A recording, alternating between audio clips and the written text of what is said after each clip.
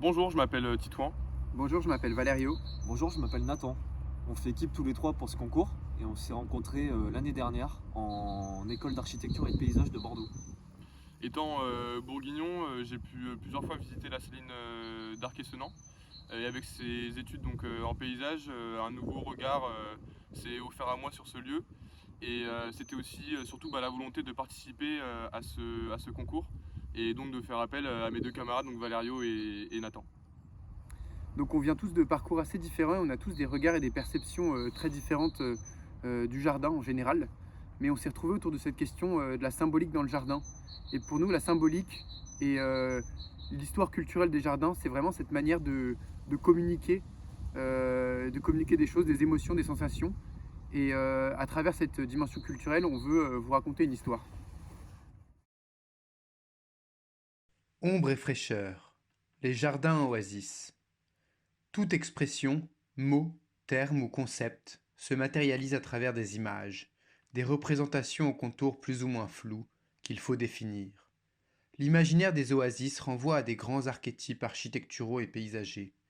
À l'origine de nos civilisations méditerranéennes, l'image du Nil antique, comme mythe de la fertilité, source de vie et de richesse.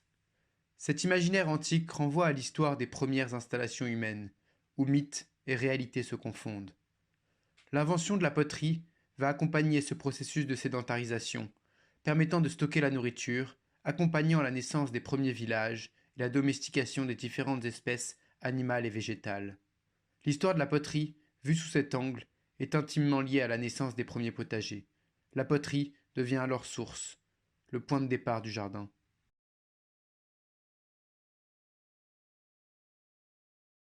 Tout part du pot, dont la forme et l'usage est décliné à travers le projet, afin de générer une trame régulière sur laquelle s'articule le jardin. Ces pots sont utilisés à la fois comme pots à planter, comme clôture, comme support de mobilier et comme réservoir d'eau à la façon des oyas. L'oya est un dispositif de régulation hydrique enterré à fleur de sol. Il permet, lorsqu'il est rempli, de diffuser progressivement l'eau qu'il contient en ne laissant s'échapper qu'une quantité nécessaire à la croissance des plantes environnantes. L'oya permet ainsi de préserver la ressource en eau. À la façon des jardins égyptiens, qui étaient clos par des colonnades, le jardin ex nihilo trace sur son pourtour une haie en canne de Provence. Elle crée par certaines ouvertures des perspectives et des entrées sur le jardin, ou encore plusieurs points d'ombre par des prolongations transversales. Des massifs, allant de la strate herbacée à la strate arbustive, longent les cheminements du jardin ex nihilo, s'adossant au mobilier pour immerger sensiblement le visiteur lors de temps de pause, ou encore cachent certaines vues sur le jardin pour les dévoiler plus loin. En réutilisant la singularité des jardins égyptiens qui inscrivent une forme rectangulaire en leur centre, le jardin ex nihilo installe un point d'eau permettant de recueillir l'eau de pluie et d'ainsi permettre aux visiteurs d'arroser les plantes environnantes, un potager pédagogique pour les plus petits et les plus grands, et enfin une parcelle de sillons de terre rappelant l'origine agricole des jardins antiques. Une treille recouverte de plantes grimpantes domine ce rectangle central et vient compléter les autres zones d'ombre produites par les massifs et la haie.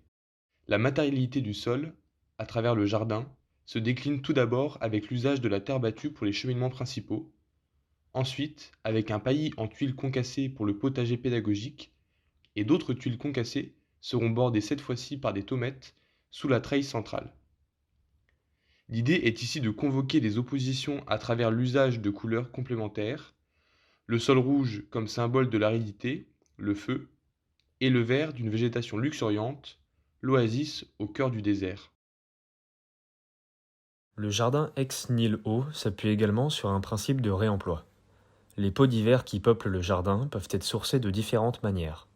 Campagne de récupération de vieux pots, organisation d'un atelier de confection d'Oya, intervention d'artisans potiers dans le cadre de la création du jardin, les provenances peuvent être multiples.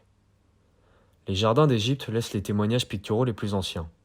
Nous souhaitons prolonger cet imaginaire en un jardin éphémère, une marque momentanée sur la saline, dont les principes s'estompent peu à peu, tel l'oasis, illusion au milieu du désert.